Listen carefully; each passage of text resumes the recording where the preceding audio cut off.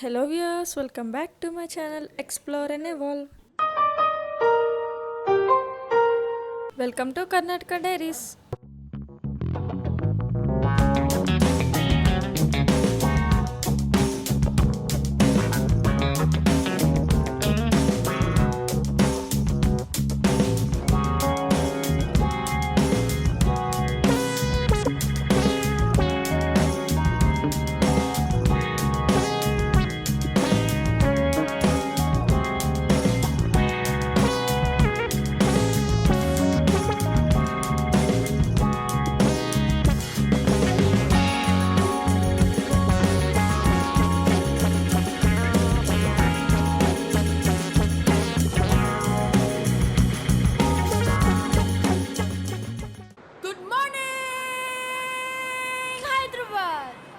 Sorry Karnataka. Morning లెగిసి చూస్తే view ఇలా ఉంది. ఒక పక్కన ఓషన్, ఇంకో పక్కన టెంపుల్ హైలైట్ ఉంది. ఈ టీవీలో ఏమొస్తాయో అని చూస్తే 5 కన్నడ ఛానల్స్ వస్తున్నాయి అంతే. ఇంకా స్పీడ్గా రెడీ అయిపోయి టెంపుల్కి వెళ్ళిపోవాలి.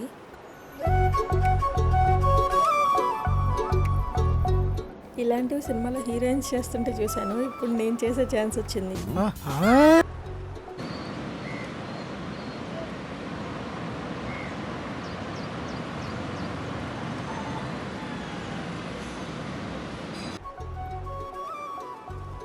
హోటల్ నుంచి 5 minutes వాక్లోనే టెంపుల్ ఉంది.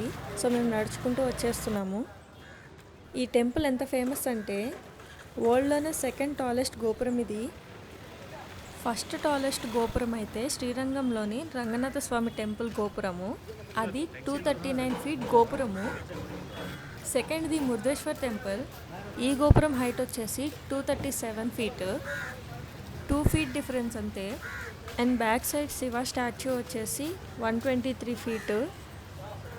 ఈ గోపురం మీకు చూడడానికి చిన్నగా అనిపించవచ్చు, కానీ ఇందులో 21 floors ఉన్నాయి.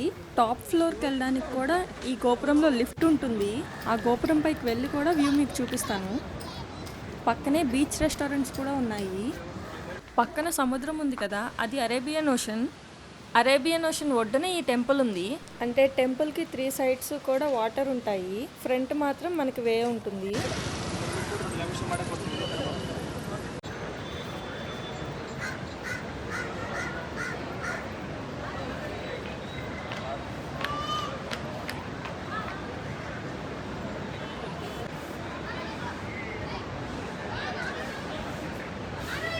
శివ స్టాచ్యూకి మళ్ళీ పెయింట్ వేస్తున్నారు, అందుకే చుట్టూ అలా కట్టేశారు.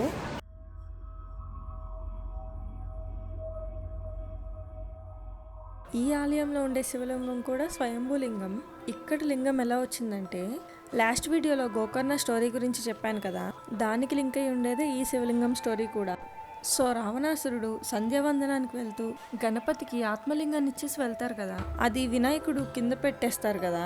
ఆ ఆత్మలింగం ఒక పెట్టెలో ఒక గుడ్డతో కప్పేసి తాళ్లతో కట్టేసి ఉంటుంది. ఇప్పుడు రావణుడు కోపంగా ఆ పెట్టెను ఒకవైపు, ఆ గుడ్డను ఒకవైపు, ఇంకా ఆ తాడును ఒకవైపు విసిరేస్తాడు. అలా విసిరిన ప్రతి చోట ఒక శివలింగం ఏర్పడుతుంది. ఆ ఆత్మలింగాన్ని కప్పిన క్లాత్ మాత్రం ఈ మురుదేశ్వర్లో పడింది. సో ఇక్కడ ఆ లింగం ఏర్పడింది. దీని ముందు స్టోరీ తెలియకపోయి ఉంటే ప్రీవియస్ వీడియో చూడండి, దాంట్లో డీటెయిల్డ్గా చెప్పాను. ఇంకా టెంపుల్లోకి వెళ్దాము. టెంపుల్కి రైట్ సైడ్లో చెప్పుల స్టాండ్ ఉంటుంది. చెప్పులు అక్కడ పెట్టుకొని గుడిలోకి వెళ్ళొచ్చు.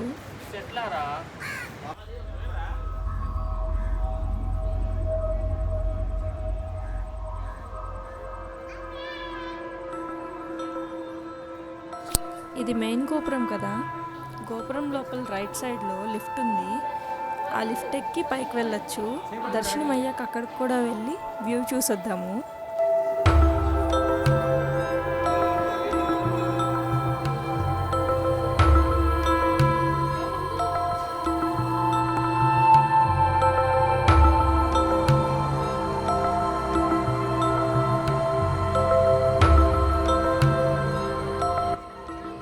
లోపలికి ఎంటర్ అవ్వగానే ఇలా లెఫ్ట్ సైడ్ ఒక ఆర్చ్ కనిపిస్తుంది, అదే మెయిన్ టెంపుల్. దర్శనం చేసుకున్నాక మిగతావి ఎక్స్ప్లోర్ చేద్దాము. లోపల వీడియోస్ తీయకూడదు కాబట్టి నేను తీయట్లేదు.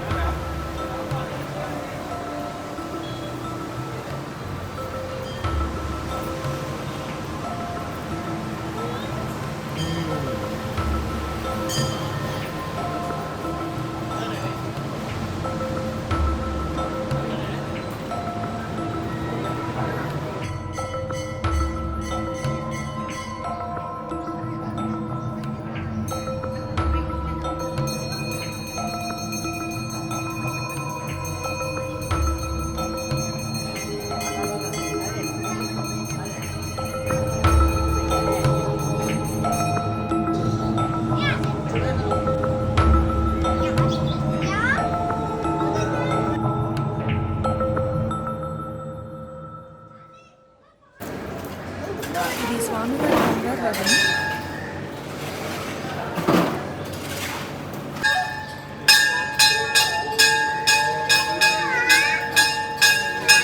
ఈవిడ పార్వతీదేవి. పైన కూడా రాసింది చూడండి.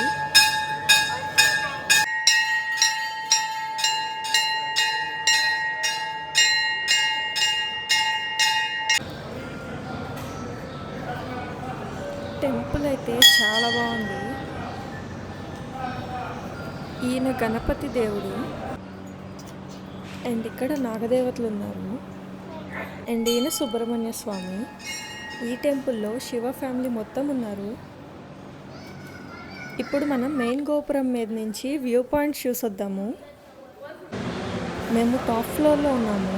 వన్ సైడ్ నుంచి వ్యూ అయితే ఇలా ఉంది.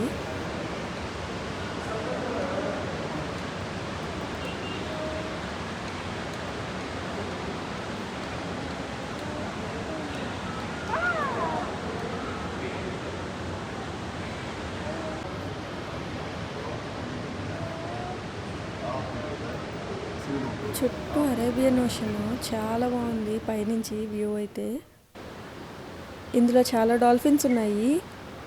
మాకైతే డైరెక్ట్గా కనిపిస్తున్నాయి. బాగా జూమ్ చేసి తీస్తున్నా, కనిపించాయో లేదో కామెంట్స్లో చెప్పండి.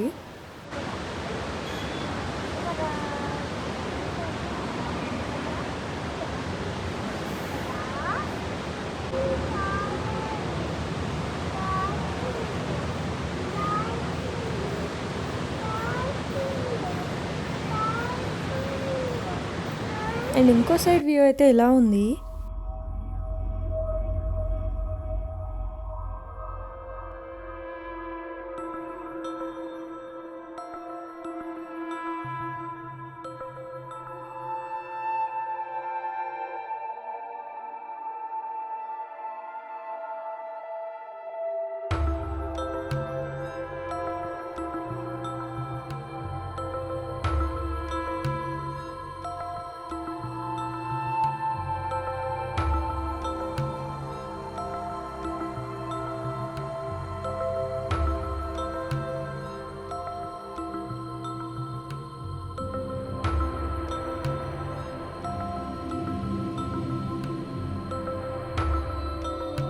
టెంపుల్ చాలా బాగుంది కదా.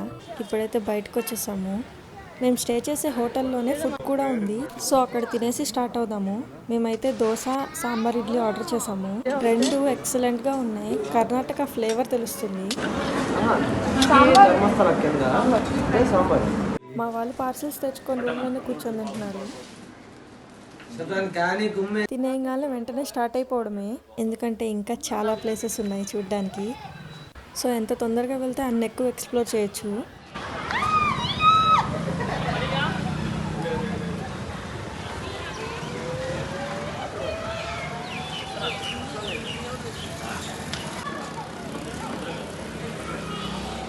సో అన్నీ సర్దుకొని మళ్ళీ స్టార్ట్ అయ్యాము. నెక్స్ట్ ఎక్కడికంటే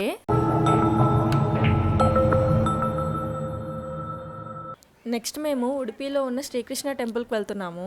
ఈ వ్లాగ్ అయితే ఇక్కడితో ఎండ్ చేస్తున్నాను. ఇప్పటిదాకా నా ఛానల్ని సబ్స్క్రైబ్ చేసుకోని వాళ్ళు సబ్స్క్రైబ్ చేసుకోండి.